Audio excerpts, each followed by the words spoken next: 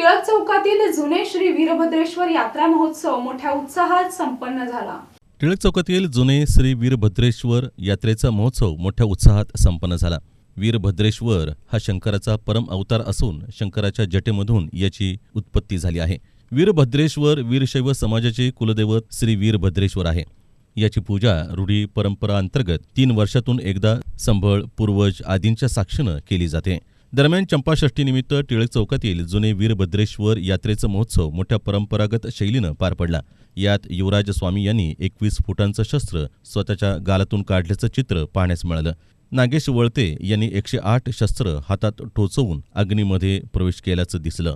यामध्ये मंदिराचे पुजारी गजानन मदिगिरे, प्रदीप हिरेमठ, राहुल मदिगिरे, शिदानंद हिरेमठ, गुंडप्पा हुलेगिरी तसंच भक्तगण मोठ्या संख्येनं उपस्थित होते। सालाबदाप्रमाणे श्री जुने वीरभद्रेश्वर देवस्थान मंदिराचे अग्निप्रवेश यात्रा याही वर्षी चंपाषष्ठी निमित्त करण्यात आले आहे। तरी 2 दिवसापूर्वी या यात्रेची सुरुवात झाली। 2 दिवसापूर्वी या यात्रेची सुरुवात झाली।